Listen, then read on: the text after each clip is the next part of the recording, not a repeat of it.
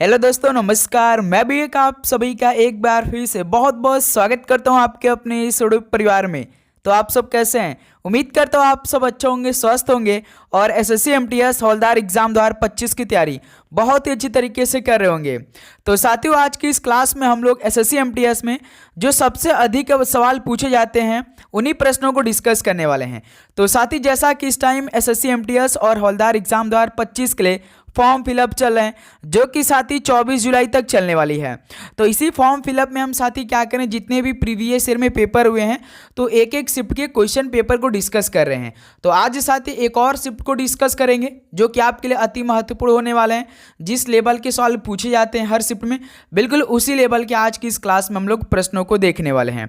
तो अपनी तैयारी की देखिए और इस क्लास को देखिए। क्या आप सभी से भाई लगभग 60 प्रश्न करेंगे? तो क्या आप सभी से 30-35 प्रश्न ठीक हो पा रहे कि नहीं, बस यही आपको चेक करना है। और आप जानते हैं कि एसएससी एमटीएस के लिए केवल 2 ही सब्जेक्ट आपको पढ़ना है, एक तो साथ ही जीके और एक इंग्लिश। तो अधिक से अधिक आप फोकस करिए साथ ही इंग्लिश पे और जीके पे, आराम से 2025 में सिलेक्शन ले सकते हैं। तो इस क्लास को एंड तक देखिएगा, लास्ट में अपना स्कोर करिएगा कि आप सभी का इन 60 क्वेश्चन में से कितना स्कोर रहा। तो टॉप मोस्ट क्वेश्चन होने वाले हैं 2025 एमटीएस एग्जाम के लिए। पेपर वाले प्रश्न बिल्कुल ऐसा ही आते हैं साथी, जो प्रश्न आज की इस क्लास में हम लोग डिस्कस करने वाले हैं। ओके, तो चलिए बिना टाइम वेस्ट करते हुए इस क्लास को स्टार्ट कर लेते हैं। भाई याद रखिएगा, नेगेटिव मार्किंग के साथ आप सभी को अपना लास्ट में स्कोर बताना है। 1 नंबर का नेगेटिव मार्किंग रहेगा, क्योंकि साथ ही ऑफिशियल पेपर जब आप देंगे तो 1 नंबर का नेगेटिव मार्किंग रहता है। ओके, चलिए तो पहला प्रश्न हल करते हैं। कौन सा अनुच्छेद राज्य में राष्ट्रपति शासन लगाने हेतु निर्दिष्ट करता है? बताइए साथी, कौन सा अनुच्छेद राज्य में राष्ट्रपति शासन लगाने हेतु निर्दिष्ट करता है? तो अनुच्छेद 356 करता है। ऑप्शन क्या हो जाएगा? बिल्कुल राइट आंसर हो जाएंगे। चलिए नेक्स्ट अगला सवाल को हल करिएगा। Question number 2, Bandhavgarh tiger reserve किस राज्य में स्थित है? तो साथी, बांधवगढ़ टाइगर रिजर्व किस राज्य में स्थित है? तो याद रखिएगा, मध्य प्रदेश में स्थित है। यानी ऑप्शन क्या हो जाएगा? बिल्कुल परफेक्ट आंसर हो जाएंगे। ओके, चलिए नेक्स्ट अगला सवाल कॉल करिए। क्वेश्चन नंबर 3 को, जवाहरलाल नेहरू का जन्म किस वर्ष में हुआ था? तो साथी, जवाहरलाल नेहरू का जन्म किस वर्ष में हुआ था? तो 1889 में हुआ था। ऑप्शन सी क्या हो जाएगा? बिल्कुल राइट आंसर हो जाएंगे। ओके, चलिए नेक्स्ट अगला सवाल कॉल करिएगा। क्वेश्चन नंबर 4, चाणक्य को और किस नाम से भी जाना जाता था? तो साथी, चाणक्य को और किस नाम से भी जाना जाता था? तो कौटिल्य के नाम से भाई। ऑप्शन सी क्या हो जाएगा? बिल्कुल राइट आंसर हो जाएंगे। चलिए अगला सवाल कॉल करिएगा। क्वेश्चन नंबर 5 को, सबसे बड़े और सबसे गहरे महासागर का नाम क्या है? तो साथी, सबसे बड़े और सबसे गहरे महासागर का नाम आप सभी को बताना है। वो कौन सा महासागर है? तो याद रखेंगे साथी, प्रशांत महासागर है। यानी बी ऑप्शन क्या हो जाएगा? बिल्कुल राइट आंसर हो जाएंगे। चलिए दोस्त अगला सवाल कॉल करिएगा। क्वेश्चन नंबर 6 को, राजस्थान के केवलादेव घाना राष्ट्रीय उद्यान को पहले किस नाम से बुलाया जाता था? यानी साथी, अब देखिए, राजस्थान का जो केवलादेव घाना राष्ट्रीय उद्यान है, इसको पहले किस नाम से बुलाया जाता था? बताइए। अब तो साथी देखिए, केवलादेव नाम ही पुकारा जाता है, लेकिन पहले भाई भरतपुर पक्षी अभयारण्य के नाम से जाना जाता था। यानी ऑप्शन सी क्या हो जाएगा? बिल्कुल राइट आंसर हो जाएंगे। ओके, चलिए अगला सवाल बताइए। Question number 7, dash Mahatma Gandhi और मोहम्मद अली जिन्ना के दोनों के गुरु कौन थे? बताइए साथी, महात्मा गांधी जी और मोहम्मद अली जिन्ना के दोनों के गुरु कौन थे भाई? तो गोपाल कृष्ण गोखले थे। डी ऑप्शन क्या हो जाएंगे? बिल्कुल राइट आंसर हो जाएंगे। ओके, चलिए अगला सवाल कॉल करिए। क्वेश्चन नंबर 8, डांडिया किस राज्य की एक लोकप्रिय नृत्य शैली है? बताएंगे सभी साथी, डांडिया किस राज्य की एक लोकप्रिय नृत्य शैली है? तो याद रखें, गुजरात राज्य की है। तो यहां से भी ऑप्शन क्या हो जाएंगे? बिल्कुल राइट आंसर हो जाएंगे। ओके दोस्त, तो ध्यान से आप लोग। चलिए नेक्स्ट अगला सवाल कॉल करिएगा। क्वेश्चन नंबर 9 को, प्राचीन भारत में गांधार स्कूल ऑफ आर्ट को किस वंश ने विकसित किया था? बताइए साथी, प्राचीन भारत में गांधार स्कूल ऑफ आर्ट को किस वंश ने विकसित किया था? तो मेरे दोस्त याद रखिएगा, कुषाण वंश ने। ऑप्शन क्या हो जाएगा? बिल्कुल राइट आंसर हो जाएंगे। चलिए अगला सवाल कॉल करिए। क्वेश्चन नंबर 10 को, ट्रेन टू पाकिस्तान पुस्तक के लेखक कौन है? तो साथी, ट्रेन टू पाकिस्तान पुस्तक के लेखक कौन है? तो खुशवंत सिंह मान है। डी ऑप्शन क्या हो जाएगा साथी, बिल्कुल परफेक्ट आंसर हो जाएंगे।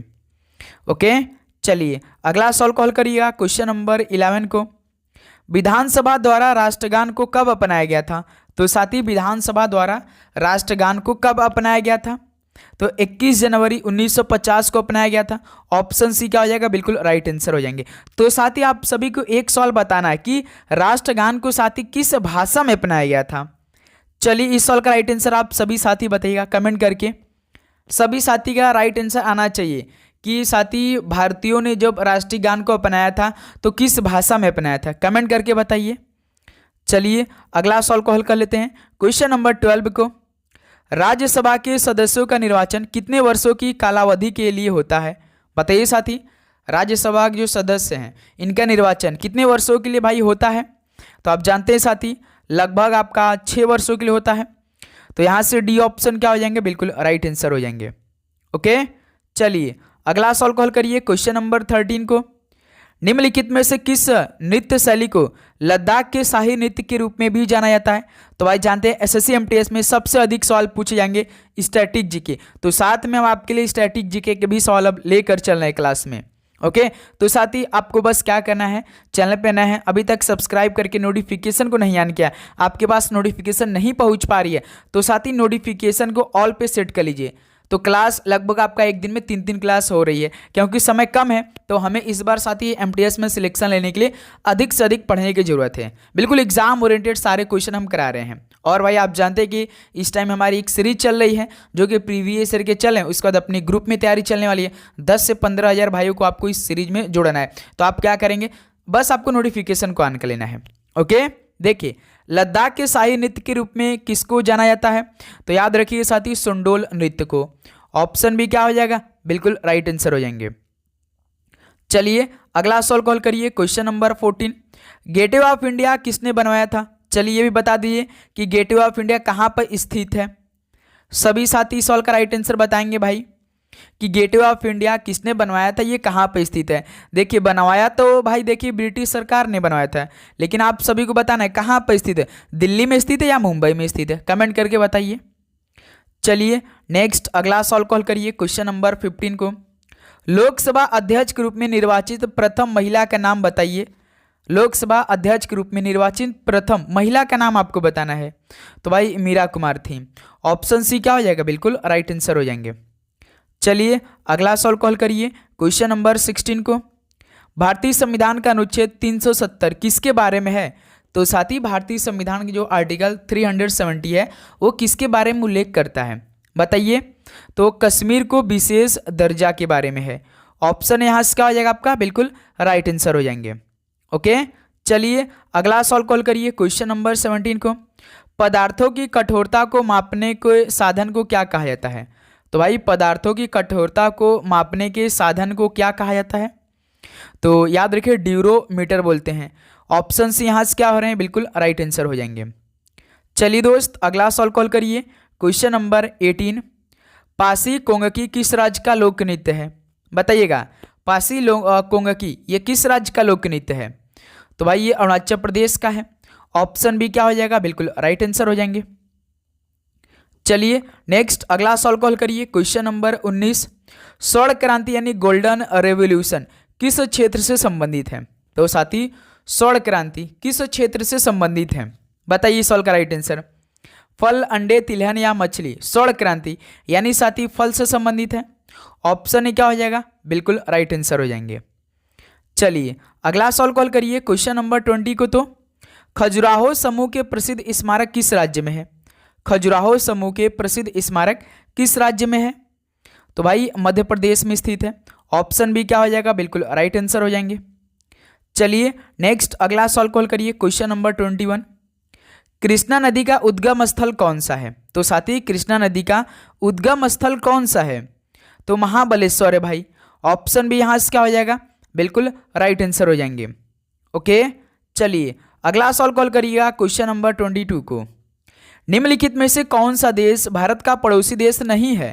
तो साथी इनमें से कौन सा देश भारत का पड़ोसी देश नहीं है? पहले आप चेक करिए कि भारत का कौन कौन पड़ोसी देश है। ऑप्शन में जाइए और बताइए। देखिए पहले तो नेपाल आप देख लीजिए काफ़ी अच्छे से, भूटान भी है साथी और म्यांमार भी है, लेकिन जापान तो नहीं है भाई, ऑप्शन है बिल्कुल राइट आंसर हो जाएंगे। तो एक सवाल और आप बताइए साथी, बस आपको यस या नो में अपना राइट आंसर देना है, यस या नो में देना है। क्या साथी जो चीन देश है वो भारत का पड़ोसी देश है? यस या नो, वाई या एन आप लोग कमेंट करके बताएंगे। ओके चलिए भाई अगला सवाल कॉल करिए, क्वेश्चन नंबर 23। सिकंदर ने भारत पर आक्रमण कब किया था? बताइए साथी, सिकंदर ने भारत पर आक्रमण कब किया था? तो मेरे दोस्त 326 ईसा पूर्व में किया था। ऑप्शन सी क्या हो जाएगा? बिल्कुल राइट आंसर हो जाएंगे। चलिए अगला सवाल कॉल करिएगा, क्वेश्चन नंबर 24। ओसुअरी पर्व निम्नलिखित में से किस राज्य या केंद्र शासित प्रदेश में मनाया जाता है? तो साथी ओसुअरी पर्व ये किस राज्य या केंद्र शासित प्रदेश में मनाया जाता है? तो याद रखिएगा अंडमान और निकोबार द्वीप समूह में। ऑप्शन सी क्या हो जाएगा? बिल्कुल राइट आंसर हो जाएंगे। चलिए भाई अगला सवाल कॉल करिए, क्वेश्चन नंबर 25 है। भारतीय वाणिज्य एवं उद्योग महासंघ यानी फिक्की का गठन किस वर्ष में किया गया था? बताइए साथी, फिक्की का गठन किस वर्ष में किया गया था? तो याद रखेंगे साथी वर्ष 1927 में किया गया था, यानी ऑप्शन इस वाले क्या बनेगा? बिल्कुल राइट आंसर हो जाएंगे। ओके चलिए अगला सवाल कॉल करिए, क्वेश्चन नंबर 26।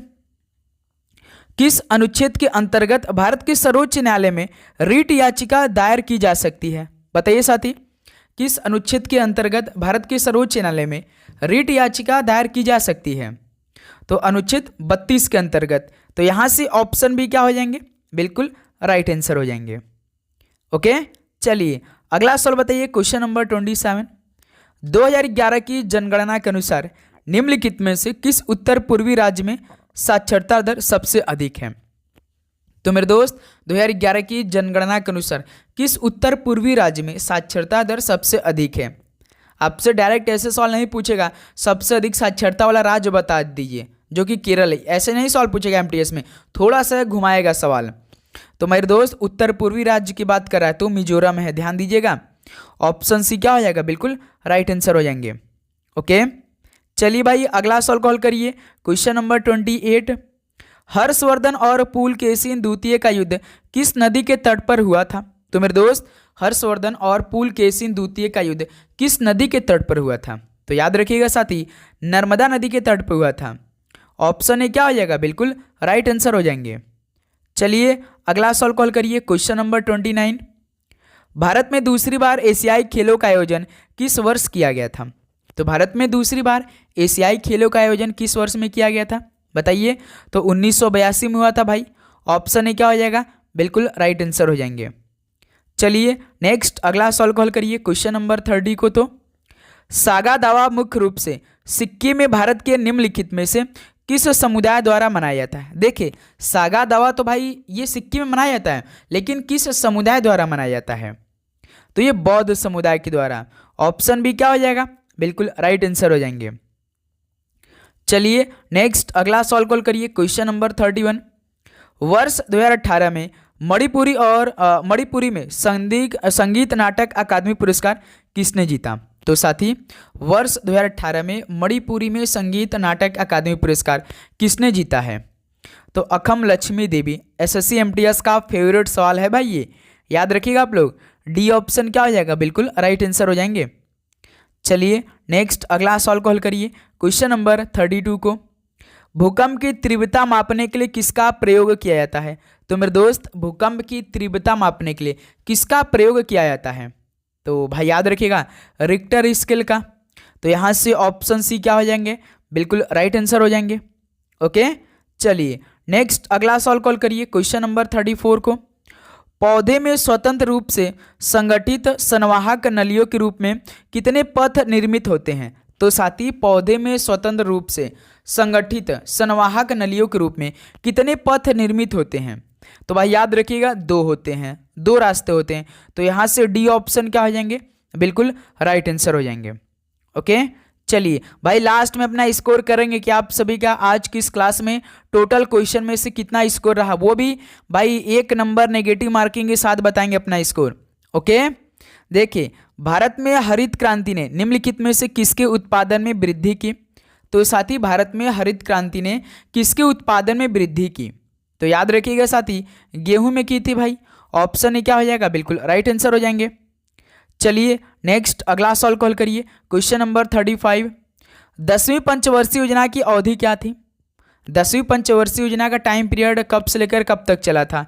तो भाई याद रखिएगा 2002 से लेकर 2007 के बीच 11वीं साथी, 2007 से लेकर 2012 तक चली थी, और जो 12वीं पंचवर्षीय योजना था जो कि लास्ट पंचवर्षीय योजना था 2012 से लेकर साथी 2017 तक चली थी।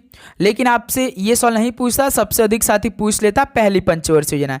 चलिए कमेंट करके बताइए कि पहली पंचवर्षीय योजना का टाइम पीरियड कब से लेकर कब तक था, अवधि क्या था, कमेंट करके बताइए पहली पंचवर्षीय योजना का।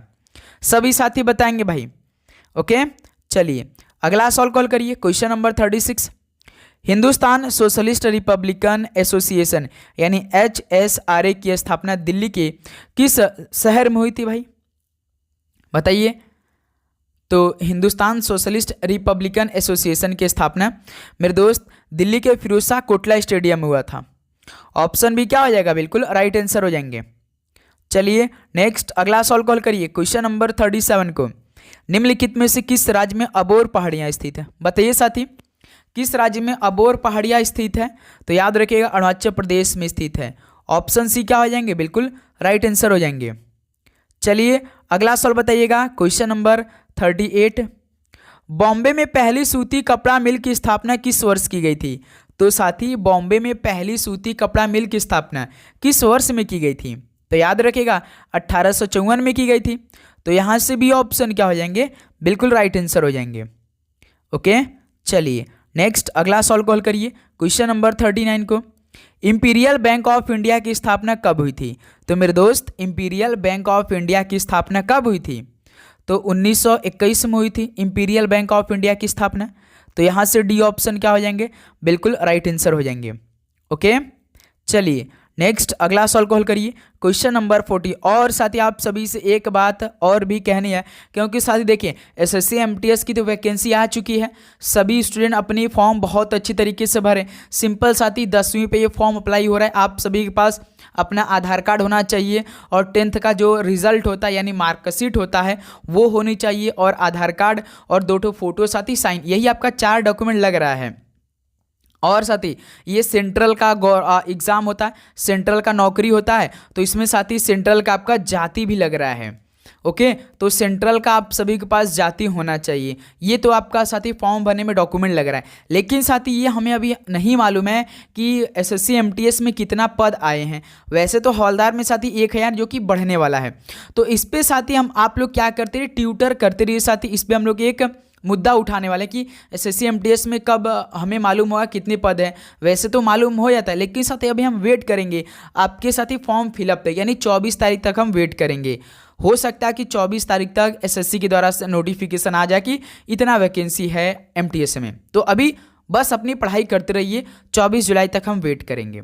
ओके सभी साथी से रिक्वेस्ट रहेगा। देखिए क्वेश्चन नंबर 40, तलाजा गुफाएं किस राज्य में स्थित है? तलाजा गुफाएं किस राज्य में स्थित है? तो ये गुजरात में स्थित है। डी ऑप्शन क्या हो जाएगा मेरे दोस्त, बिल्कुल राइट आंसर हो जाएंगे। चलिए अगला सॉल्व कॉल करिए। क्वेश्चन नंबर 41 को, मीर जाफर को किस वर्ष में पुनः बंगाल के नवाब के रूप में प्रतिष्ठित किया गया था? तो साथी मीर जाफर को किस वर्ष में पुनः बंगाल के नवाब के रूप में प्रतिष्ठित किया गया था? तो 1764 में किया गया था। तो यहाँ से भी ऑप्शन क्या हो जाएंगे, बिल्कुल राइट आंसर हो जाएंगे। चलिए दोस्त अगला सॉल्व कॉल करिए। क्वेश्चन नंबर 42, 11 जुलाई को प्रत्येक वर्ष किसके दिवस के रूप में मनाया जाता है? तो साथी 11 जुलाई को प्रत्येक वर्ष किसके रूप में मनाया जाता है? तो विश्व जनसंख्या दिवस भाई।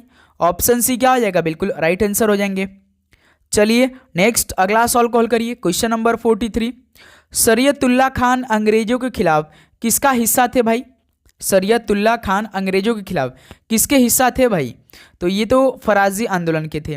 डी ऑप्शन क्या हो जाएंगे, बिल्कुल राइट आंसर हो जाएंगे। चलिए अगला सॉल्व कॉल करिए। क्वेश्चन नंबर 44 को, गणेश चतुर्थी का धार्मिक त्यौहार विशेष रूप से निम्नलिखित में से किस राज्य से संबंधित है? तो साथी गणेश चतुर्थी का धार्मिक त्यौहार विशेष रूप से किस राज्य से संबंधित है? तो आप जानते साथी मुंबई महाराष्ट्र में गणेश चतुर्थी बहुत ही धूमधाम तरीके से मनाया जाता है, और काफ़ी भव्य तरीके से भी भाई। चलिए अगला सॉल्व कॉल करिए क्वेश्चन नंबर 45 को। निम्नलिखित में से कौन इब्राहिम लोदी को पराजित करने के बाद पहला मुगल सम्राट बना? बताइए साथी, इब्राहिम लोदी को पराजित करने के बाद पहला मुगल सम्राट कौन बना था? तो भाई याद रखिएगा बाबर बना था। ऑप्शन बी क्या हो जाएगा? बिल्कुल राइट आंसर हो जाएंगे। चलिए नेक्स्ट अगला सॉल्व कॉल करिए क्वेश्चन नंबर 46 को। कृष्णदेव राय ने किस नगर की स्थापना की थी? तो मेरे दोस्त कृष्णदेव राय ने किस नगर की स्थापना की थी? तो नागलपुर की। ऑप्शन बी क्या हो जाएगा? बिल्कुल परफेक्ट आंसर हो जाएंगे। चलिए नेक्स्ट अगला सॉल्व कॉल करिए क्वेश्चन नंबर 47 को। निम्नलिखित में से किस शैलकृत गुफा में 11 सिरों के बोधिसत्व का अंकन मिलता है? तो साथी किस शैलकृत गुफा में 11 सिरों के बोधिसत्व का अंकन मिलता है? बताइएगा आप लोग। इस सवाल का राइट आंसर क्या बनेगा? तो कन्हेरी में भाई। ऑप्शन सी क्या हो जाएगा? कन्हेरी बिल्कुल राइट आंसर हो जाएंगे। चलिए अगला सॉल्व कॉल करिए क्वेश्चन नंबर 48 को। निम्नलिखित में से किसे अकबर ने स्वयं मारा था? तो ऑप्शन देखिए और बताइए कि अकबर ने भाई खुद ही मारा था। तो भाई अधम खां को यानी उद्धम खां को मारा था। ऑप्शन ए क्या हो जाएगा? बिल्कुल राइट आंसर हो जाएंगे। चलिए नेक्स्ट 49 का राइट आंसर दीजिए। निम्नलिखित में से किसने प्रसिद्ध कुतुब मीनार के निर्माण में योगदान नहीं दिया था? तो साथी किसने प्रसिद्ध कुतुब मीनार के निर्माण में योगदान ही नहीं दिया था? तो मेरे दोस्त याद रखिएगा गयासुद्दीन तुगलक ने नहीं दिया था। तो यहाँ से ऑप्शन सी क्या हो जाएंगे? बिल्कुल राइट आंसर हो जाएंगे। चलिए अगला सॉल्व कॉल करिए क्वेश्चन नंबर 50 को। स्वतंत्रता सेनानियों को भगत सिंह, सुखदेव और राजगुरु को किस वर्ष में फांसी की सजा दी गई थी? तो साथी स्वतंत्रता सेनानियों को भगत सिंह, सुखदेव और राजगुरु को किस वर्ष में फांसी की सजा सुनाई गई थी, यानी फांसी उसी दिन दे दी गई थी? किस वर्ष में? तो 1931 में। ऑप्शन बी क्या हो जाएगा? बिल्कुल राइट आंसर हो जाएंगे। चलिए नेक्स्ट अगला सॉल्व कॉल करिए क्वेश्चन नंबर 51 डैश मौसम के दौरान रबी फसल की खेती की जाती है, यानी साथी रबी की फसल किस मौसम के दौरान की जाती है? पतझड़ के समय, सर्दी या गर्मी? रबी मतलब साथी सूरज एकदम ऊपर रहता, यानी साथी आपका ठंडी के समय यानी सर्दी हो जाएगा। ऑप्शन बी क्या हो जाएगा? बिल्कुल परफेक्ट आंसर हो जाएंगे। चलिए नेक्स्ट अगला सॉल्व कॉल करिए क्वेश्चन नंबर 52। भारतीय संविधान के किस संशोधन अधिनियम में मतदान की आयु 21 वर्ष से घटाकर 18 वर्ष कर दी गई? मेरे दोस्त भारतीय संविधान के किस संशोधन अधिनियम में मतदान की आयु को 21 वर्ष से घटाकर 18 वर्ष कर दी गई? तो भाई याद रखिएगा 1989 का जो 61वां संविधान संशोधन हुआ था, इसके तहत पहले 21 वर्ष था वोट देने का, लेकिन अब साथी 18 वर्ष कर दिया गया है। ओके, तो यहाँ से डी ऑप्शन बिल्कुल राइट आंसर हो जाएंगे। चलिए नेक्स्ट अगला सॉल्व कॉल करिए क्वेश्चन नंबर 53। भारत के संविधान के किस अनुच्छेद के अनुसार राष्ट्रपति के पास अध्यादेश जारी करने की शक्ति है? तो साथी भारत के संविधान के किस अनुच्छेद के अनुसार राष्ट्रपति के पास अध्यादेश जारी करने की शक्ति होती है? तो याद रखिएगा अनुच्छेद 123 के अनुसार। ऑप्शन ए बिल्कुल राइट आंसर हो जाएंगे। ओके, चलिए नेक्स्ट अगला सॉल्व कॉल करिए क्वेश्चन नंबर 54। जनगणना 2011 के अनुसार उत्तर प्रदेश का सर्वाधिक जनघनत्व वाला जिला कौन सा है? जनगणना 2011 के अनुसार उत्तर प्रदेश का सर्वाधिक जनघनत्व वाला जिला कौन सा? यदि साथी आप लोगों ने आज की इस क्लास से 60 प्रश्न में से 30 प्रश्न सही कर दिया तो समझिए आपकी तैयारी बहुत ही जबरदस्त तरीके से चल रही है, ये मेरा आपसे वादा है। ओके, तो जनगणना 2011 के अनुसार उत्तर प्रदेश का सर्वाधिक जनघनत्व वाला जिला वो कौन सा है? तो याद रखिएगा साथी गाजियाबाद है। तो यहाँ से डी ऑप्शन क्या हो जाएंगे? बिल्कुल राइट आंसर हो जाएंगे। चलिए अगला सॉल्व कॉल करिए क्वेश्चन नंबर 55 को। निम्नलिखित में से किस प्रदेश की सीमा उत्तर प्रदेश के सर्वाधिक 11 जिलों से लगती है? तो साथी किस प्रदेश की सीमा उत्तर प्रदेश के सर्वाधिक 11 जिलों से लगती है? तो मेरे दोस्त याद रखिएगा मध्य प्रदेश की। तो यहाँ से डी ऑप्शन क्या हो जाएंगे? बिल्कुल राइट आंसर हो जाएंगे। चलिए 56 नंबर बताइएगा। पिक्नोमीटर नामक उपकरण का प्रयोग किसे मापने में किया जाता है? तो मेरे दोस्त पिक्नोमीटर नामक उपकरण का प्रयोग किसे मापने में किया जाता है? तो याद रखिएगा घनत्व को भाई। ऑप्शन सी क्या हो जाएगा? बिल्कुल राइट आंसर हो जाएंगे। चलिए अगला सॉल्व कॉल करिए क्वेश्चन नंबर 57। जौनपुर राज्य का अंतिम शासक कौन था? तो मेरे दोस्त जौनपुर राज्य का अंतिम शासक की बात करें वो कौन था? तो हुसैन शाह था। ऑप्शन भी यहाँ से क्या हो जाएगा, बिल्कुल राइट आंसर हो जाएंगे। चलिए नेक्स्ट अगला सॉल्व कॉल करिए क्वेश्चन नंबर 58 को। निम्नलिखित में से किसने 1857 के विद्रोह को दबाने के लिए अंग्रेजों को सहायता प्रदान नहीं की? बताइए भाई। तो 1857 की क्रांति कहाँ से स्टार्ट हुई थी? मेरठ से स्टार्ट हुई थी। तो भाई इसको दबाने के लिए अंग्रेजों को सहायता प्रदान किसने नहीं की थी? तो अवध की बेगम हजरत महल ने। ऑप्शन भी क्या हो जाएगा, बिल्कुल राइट आंसर हो जाएंगे। ओके चलिए नेक्स्ट अगला सॉल्व कॉल करिए क्वेश्चन नंबर 59। चित्रकूट जलप्रपात भारत के किस राज्य में स्थित है? बताइए साथी, चित्रकूट जलप्रपात भारत के किस राज्य में स्थित है? तो भाई याद रखिएगा छत्तीसगढ़ में स्थित है। ऑप्शन सी क्या हो जाएंगे, बिल्कुल राइट आंसर हो जाएंगे। चलिए दोस्त, तो आज की इस क्लास का आखिरी सवाल का राइट आंसर बताइएगा। राज्यसभा में मनोनीत सदस्यों की कुल संख्या कितनी होती है? तो राष्ट्रपति राज्यसभा में जो 250 सदस्य होते हैं तो कितने को भाई मनोनीत करते हैं? तो आप जानते हैं साथी 12 को करते हैं। तो यहाँ से डी ऑप्शन क्या हो जाएगा, बिल्कुल राइट आंसर हो जाएंगे। तो साथ ही ये फाइनली दमदार 60 क्वेश्चन कंप्लीट हो चुके हैं एमटीएस के। तो बताइए कि आप सभी का इन 60 क्वेश्चन में से लगभग साथी -1 नेगेटिव मार्किंग के साथ कितना स्कोर रहा? बताइए साथी। तो उम्मीद करूंगा आपको हर एक क्वेश्चन बहुत अच्छी तरीके से समझ में आया होगा और आपने लगभग सारे क्वेश्चन को अच्छे से याद किया होगा, क्योंकि साथ ही आप सभी का टारगेट, आप सभी का सपना है एसएससी एमटीएस एग्जाम 2025 को फतेह करने के लिए। तो इसलिए आप लोग अपनी तैयारी हम देख रहे हैं बहुत अच्छी चल रही है। बस इसी तैयारी को साथ ही लगातार करते रहिए दोस्त। जितना भी हम क्वेश्चन कराएं बस साथ ही से आप अच्छे से रिविजन करते रहिए, पढ़ते रहिए, लगातार रहिए। ओके दोस्त, तो अब साथ ही मिलेंगे दोपहर में, एक और क्लास आ सकती है आपके लिए। तो आप चैनल पे नए तो सब्सक्राइब करने के बाद नोटिफिकेशन को आप ऑन करिएगा। ओके दोस्त, तो जैसे क्लास आएगी तो तुरंत आप सभी के पास पहला नोटिफिकेशन जाएगा।